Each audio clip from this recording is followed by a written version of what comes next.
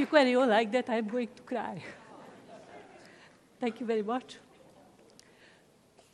Dear friend, first of all, I would like to thank the organizers for inviting me for that very important meeting, and we are changing a little bit the topic and the direction. We are going to talk about food, but talking about food means talking about human history. So on my first slide, I would like to go through the history of humans in generation times. Of course, I'm sure you all know that one generation time is the time length from a baby girl being born till she gives birth to her first child. That generation time during history was 16 to 20 years. Now we are reaching 30, 35 years.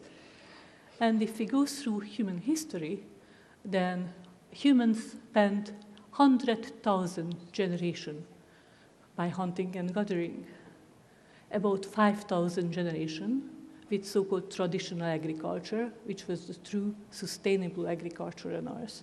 Things started to change by the Industrial Revolution. Since then, 10 generation times has gone. And the first green revolution, or industrial agriculture, started only 2 generations ago. Now, why is it so important?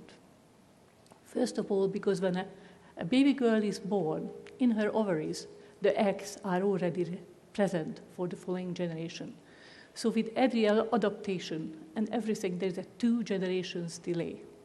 So just think about it. Green Revolution started 2 generations ago. The true effects will happen now, with children being born now. I have statistics from Hungary, which is very saddening. Every 4th, 5th child is injured, either physically or mentally. It's a very bad ratio, but you have to think about it. Now, the latest change in our food is, of course, the so-called recombinant DNA technology, or GMOs. Only half a generation has passed since they were introduced.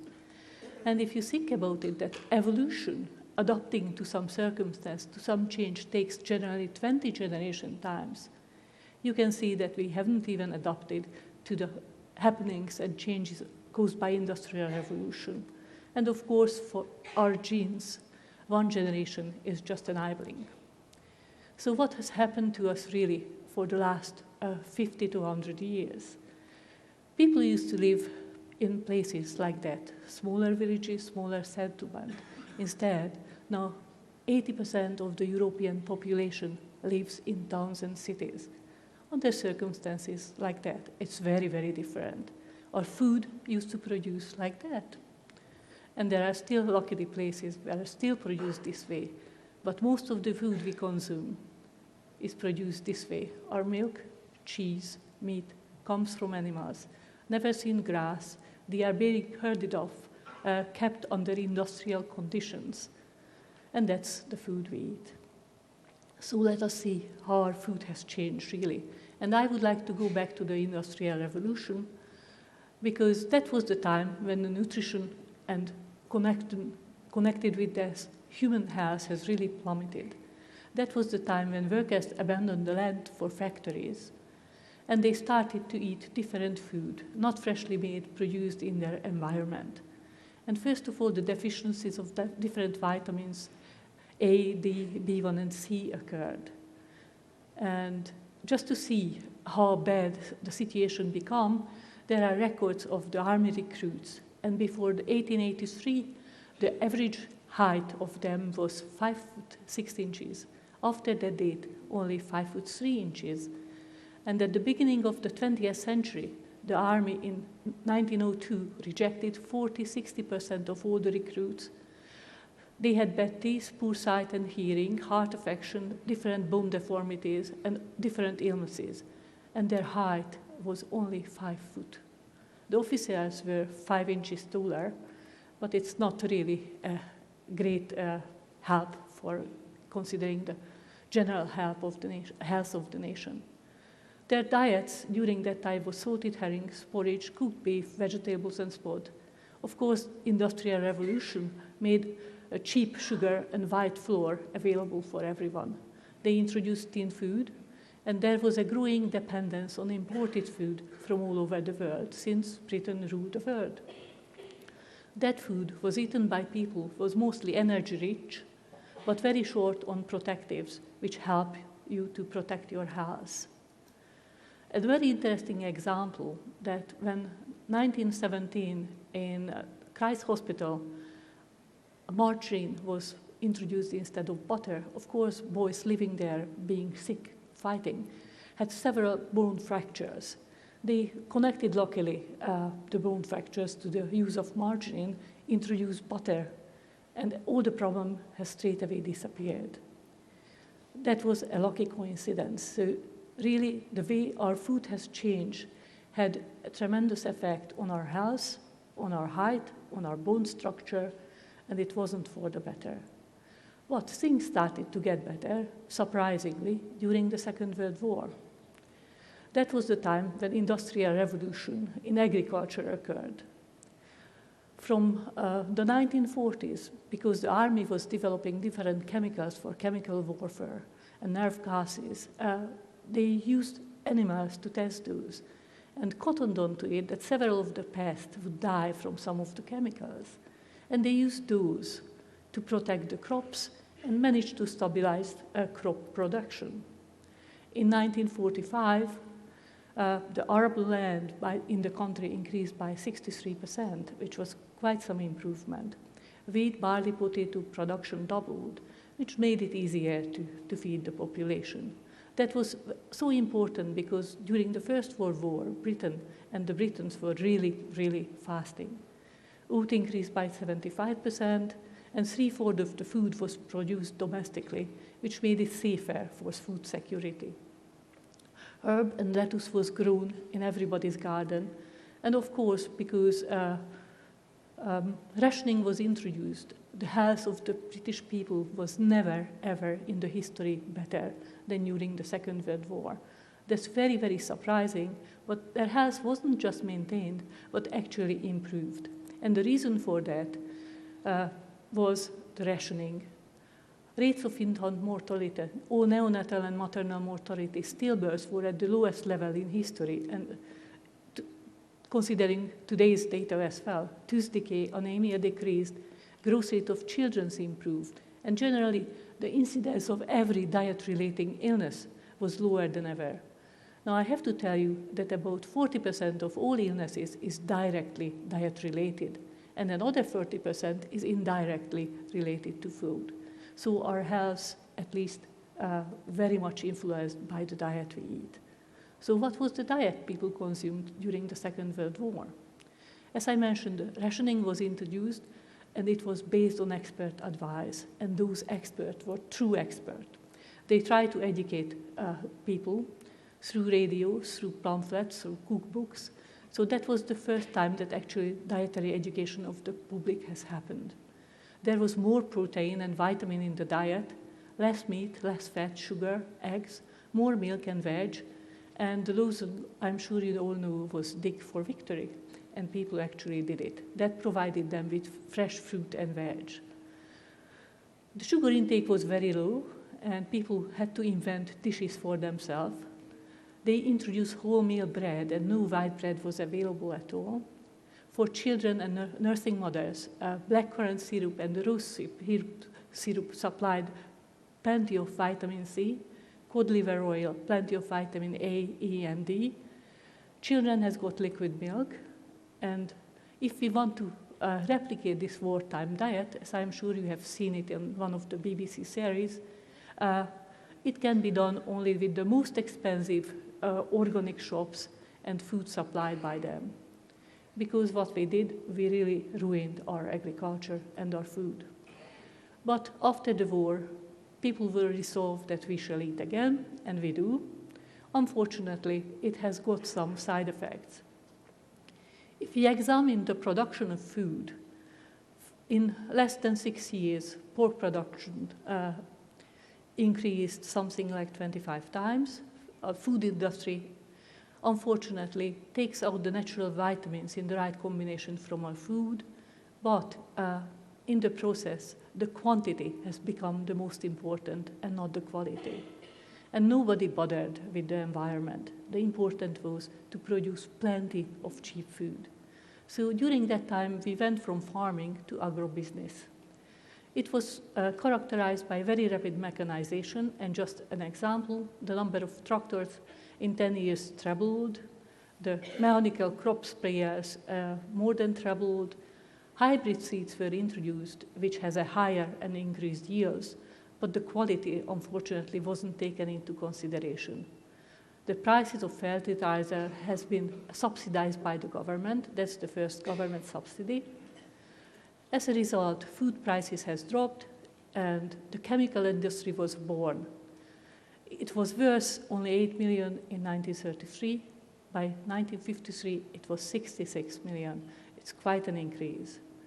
But with increased chemical use and crop production stabilized, we allowed the chemical companies to self-regulate, and they still do it, unfortunately.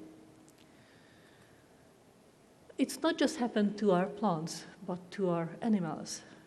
We manipulated their growth rate by antibiotics, hormones, different chemicals, and artificial diets.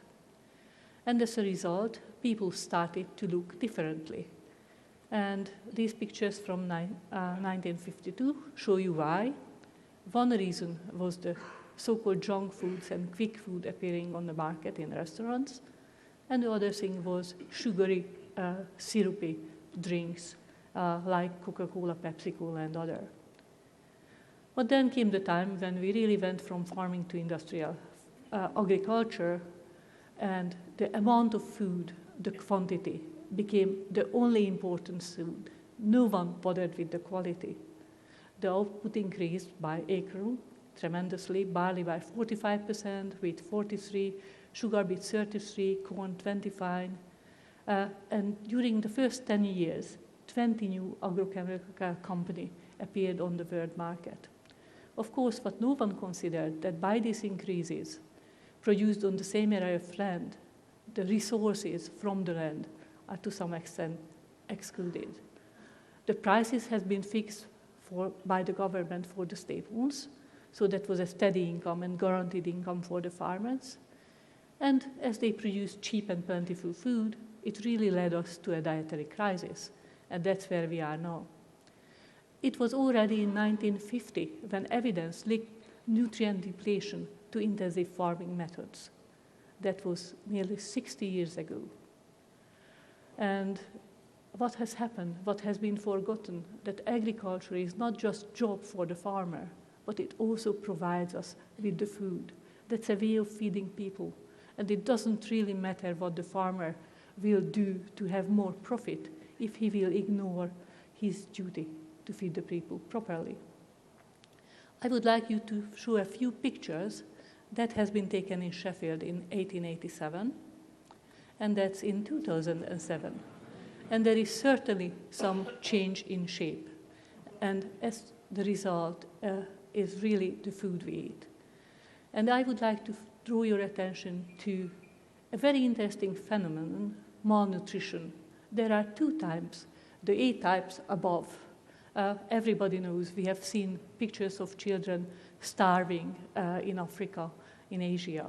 They have no calorie intake and no micronutrients, no vitamins, no minerals, no trace elements enough in their food to support the growth of their body. But the second picture is quite surprising. Looking at those people, you would never think that they are starving, but actually that's what's happening. They have got more than enough calories, but vitamin and mineral in their food is not enough to support their metabolism and their health properly.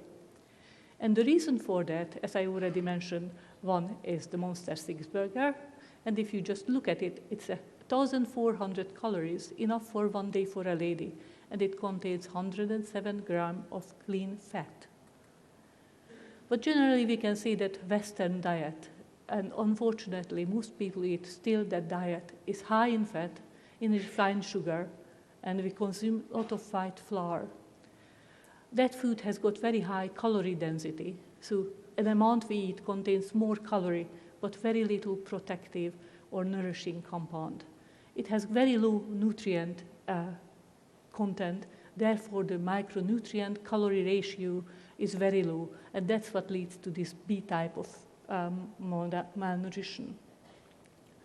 So most of the time, as a result of modern agriculture, we are consuming food which is very rich in energy, it's energy dense, very low in fiber, so we don't feel satisfied. We don't feel that we have eaten enough.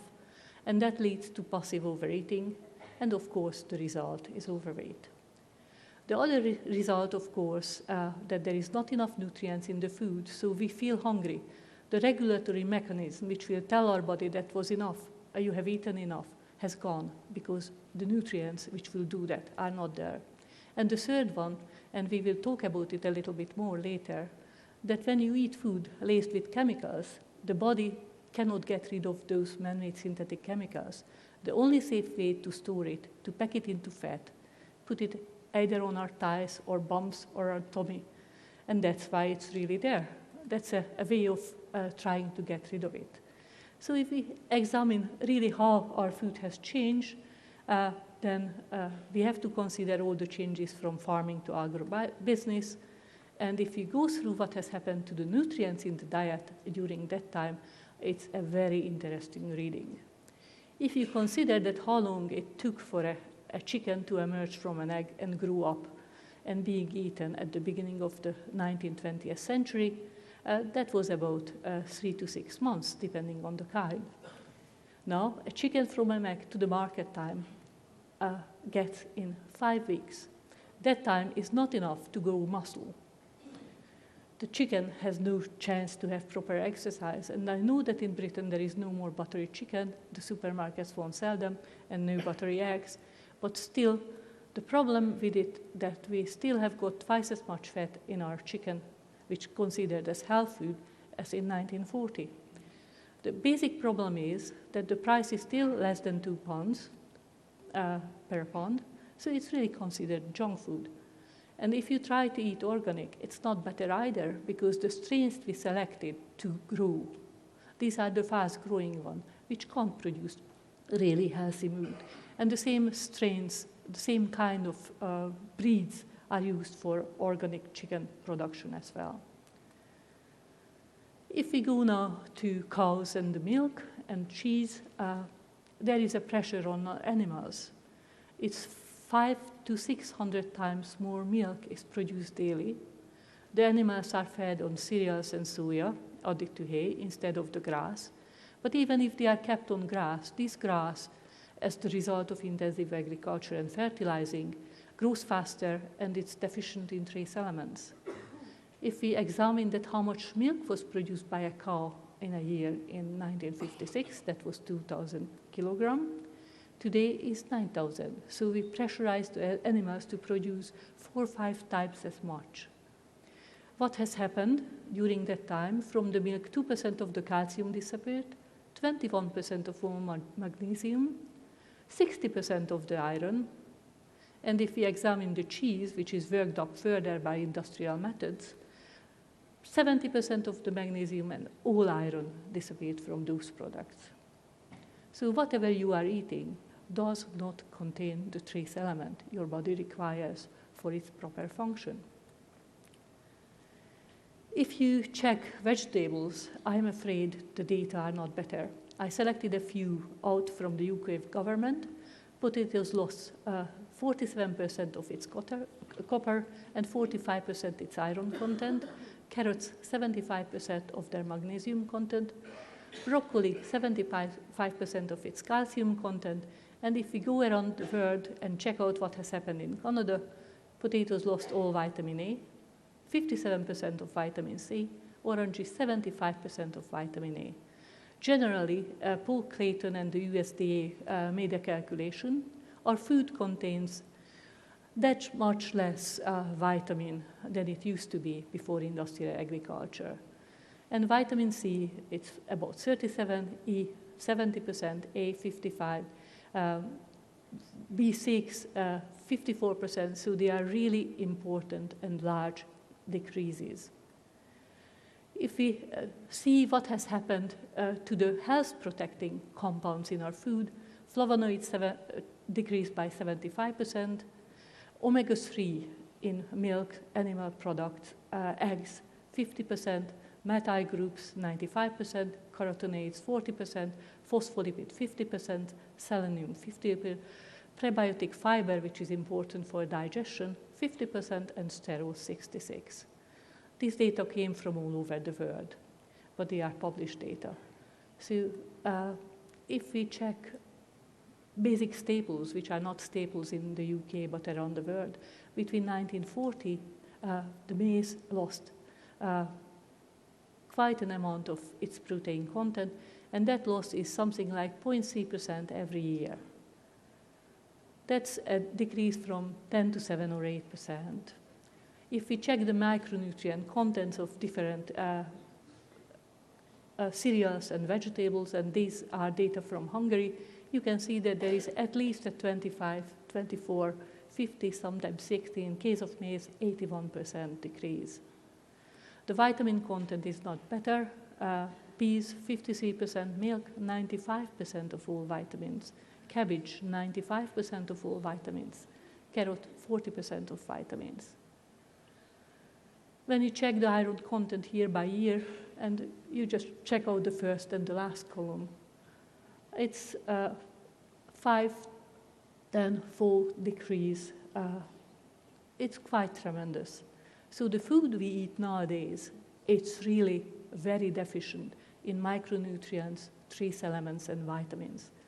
And that's why we can say that the population generally is fat, but at the same time starving. And according to WHO, overweight globally will be a bigger, a greater health problem than underweight. And it's a fact that poor diet is the major cause of degenerative diseases. And unfortunately, we can see plenty of that around us. According to UN, several of the people in the Western world are overweight but malnourished. And 40-60% of the hospital admissions in the UK is malnourished. 25-30% in the community are malnourished. And that has been published in '99 in the UK. And if you try to find out what part of the population, it's about 3.6 million, 5 to 10% of the population in the UK today is malnourished. And that's the picture I already showed you in small, the problem, what you can have. But unfortunately, it's not just us, but our animals and pets are fat because the way we feed them, the feed which they get, it's the same way deficient in nutrients and vitamins. So when we eat those, we just increase our own deficiency. So if we just check out how our health and the way we eat has changed, there is an obesity crisis. In the UK, 30% of the adults are fat. And the reason for it is partly the size of the portion, the preservatives in our food, most of all, the chemicals in our food, the high fructose corn syrup, which converts straight away to sugar, and it's in ready-made food, the fast food and the fizzy drinks. Now, for the average American, they consume 53 teaspoons of sugar daily. No data are available how much the Britons consume, but I presume it's at least the half of that portion on average. And it's all hidden in our food, especially in the ready-made meals. So there is unfortunately plenty of chemicals in our food. At the moment, the US FDA has a list of 3,000 chemicals which is allowed to be put in to our food. In the EU, they are revising the E numbers and try to keep it to the minimal because they realize that people are getting upset with all the chemicals which get into our food. And the safety of it has never been properly evaluated. And there is a quote I would like to show you from Jack Drummond, back from 1951. It is a simple matter to ascertain whether the new chemical compounds are active poisons, but it is much more difficult to answer the question whether these substances will have harmful effect on our health if they are taken into our body in small quantities over a long period of time. And I am afraid for the last 50 years, we are eating plenty of food with chemicals, and it's not just one, but a mixture, and the effect of that has never, ever been properly tested and examined. We can feel it, unfortunately, on ourselves and on our health.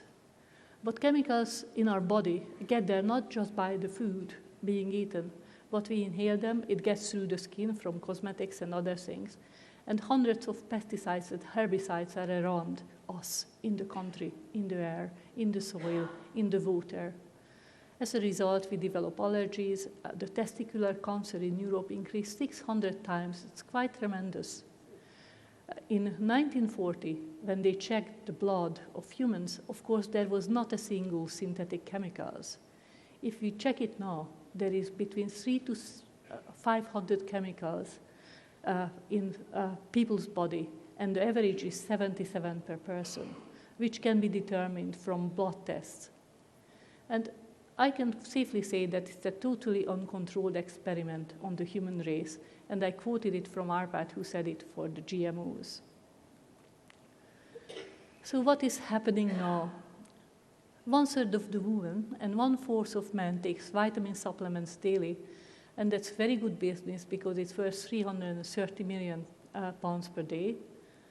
And the positive effect, unfortunately, medically not proven. Synthetic vitamins, some are deleterious and not helpful. Food staples are fortified with vitamins. If you buy margarine, cereals, milk, orange juice, they all have got added synthetic vitamins in it. There is the proactive margarine, which has got hydrogenated sterols, cholesterol-lowering agents, without proven effect. So, what is the result of the way we eat now? There were plenty of food scares in the UK lately. 1992, Edwina curry with salmonella in eggs, then the listeria hysteria, BSE, and 1996, the E. coli outbreak and official poisoning, and in 1998, GM food. And we will talk about it later in the afternoon. What has happened lately, we went from farming to pharming. And unfortunately, what will be the effect of that? We can't even imagine. And I would like to say a few words about genetic modification here as well. Genetic modification, instead of being a precise technology, it's a haphazard business. This slide symbolizes it very well. Unfortunately, the blindfold has slipped slightly. A blindfolded man is shooting a piece of DNA into the genome, and no one knows where it will be inserted, what will be the effect of it, but generally one can safely say that of those genes which are already present in the genome, 4 to 5% will change. In terms of a plant, it means that by inserting one gene, you change about 2,000, 3,000 genes of the genome itself. That's the precision. And that's what they don't test for, because they can't test for it.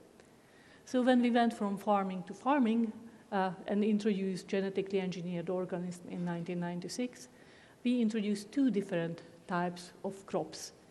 The herbicide-tolerant plants, the best example is Ahar soya. These plants are able to degrade the spray, the chemical spray which is sprayed on them, and survive them. And BT plants, which produce the chemicals to protect themselves. So simply you can say that they are pesticide factories. And what we are dealing with, and what is in front of the European Commission for release, is the stock defense. It contains both traits. Just to mention it, that pharma crops are coming up, unfortunately not in Europe, but in America. And if it happens to contaminate our food supply, we might eat industrial chemicals, hormones, medicines, without knowing it. I would like to say a few words about herbicide-tolerant plants here, and about the health effect I will talk later. Of course, we were told that they will decrease herbicide use and they will be very good for the environment. Instead of that, the herbicide use increased, and generally it's 86% more chemical is sprayed on GM soya than on the ordinary one. As a result, there is increased fusarium on the crops, first of all on wheat and soya. It's further decreasing the trace mineral content of the plants, increases the residue level of the spray in the food, and actually before GM food was allowed into European market, the residue level of the Roundup herbicide had to be increased 50 to 200-fold that those crops can enter the EU and will be sufficiently below the allowed level of chemical contamination of the food. And of course, we haven't talked about the proper environmental damage. The BT crops, which are themselves pesticide factories, has been introduced because BT bacteria was successfully used in organic agriculture. But of course, in organic agriculture, it's a bacteria preparation which contains the protoxin that's sprayed out, and only at high insect infestation. In the case of BT spray, is only present on the surface of the farm. It can be destroyed by sun, washed away by rain, and if not, then when you eat the stuff, you can wash it off. In case of the GM crops, the BT is in every single cell expressed in the entire lifetime of the plant. It cannot be washed off, of course. It cannot be taken away, and it not containing the protoxin, but the active toxin, which is normally never, ever present in nature when you use the bacterial spray. And the plants produce about 1,000 times more pesticide when it would be sprayed. And it gets to our soil, to our food, and of course to our body. And as I mentioned, the most important thing that the plant itself is the pesticide factory, but without regulation, without controlling the outflow or the production methods. With pharmaceuticals, it's not an easy business. At the moment, as I mentioned, they are not allowed in Europe, but widely grown in America. And as far as the regulation is concerned, the regulators behave like the three Chinese monkeys. They can't see, they can't hear, and of course they don't talk. And what is most important, that they haven't done the basic studies on reproduction. And as I've told you already, and we'll talk about it in the afternoon, that you would need at least 2 generations to be able to see any effect at all. We don't know what is the effect of GM food on cancer development. We started to learn what is the effect on allergy, don't know what's on the hormonal system, and up till now there were just 2 human trials. One was a little bit skewed, we talk about in the afternoon. The other was really not saying anything good. So what has happened during the last 50 years, and especially since GM food has been introduced, we made a big step backwards. There was a 10-fold increase in reliance on systemic toxins, herbicides, pesticides, fungicides. There was a 6-fold increase in the cost of seeds since 1970s. And what is most important, and it's not so much for Europe, but for the States, that there is a loss of choice. And all the varieties which are for release contain at least 3 different GM traits, 3 stacks as they call it. And there is no non-GM option for most farmers. And I don't know how it will happen in Europe, but there is a very strong push to introduce and put through more and more GMOs in spite of the protests. And unfortunately, the British government is always voting for it. So I'm afraid we just have to change our thinking. The old way of thinking said that the trouble is that while the profitability of modern agricultural practices could be assessed in monetary terms, the cost and the damage they brought to the countryside could not. And pharmaceutical firms, now combined with agrochemical and seed industry, are trying to treat diseases caused by bad diet and overeating, caused by the cheapness of food and overproduction, which was made possible by the same companies, their chemicals, and that's what they are trying to cure now. So that's a very interesting proposition and situation. But is there a solution? And yes, there is. The American Organic Growers Association went through all the scientific literature, and they matched organically and conventionally grown food. And what they come up with, that out of 67, in 41, organically grown had higher vitamin content. The mineral content was higher in 33 out of the 65. The antioxidant content in 59. And generally, if you go through the literature, the arrows show, if they show upwards, there is an increase in polyphenol or other protective compounds in vitamin, glufosinate, lycopene, and other compounds.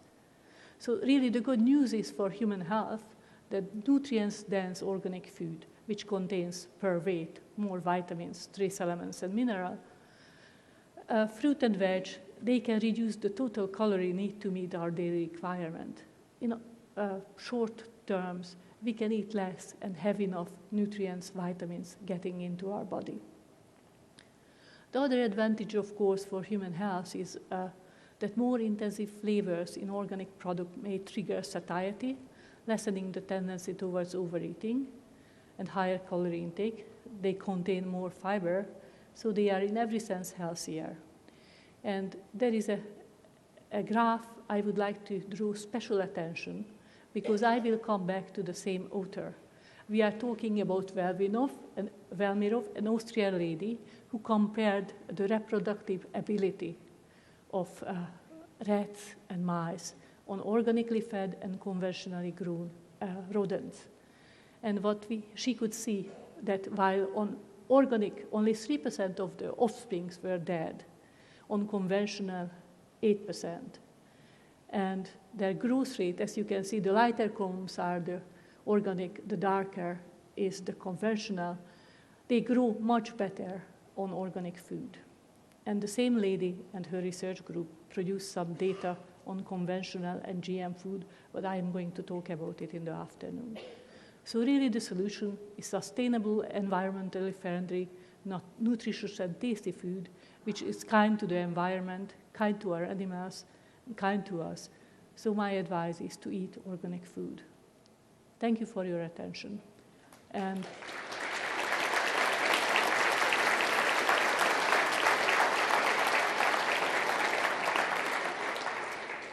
thank you. And I hope that although I'm not in pay of either the biotech or the organic growers, because I am none, if you buy organic food, even if it's slightly more expensive, you help your health, you help your family, you help the environment, which is the most important.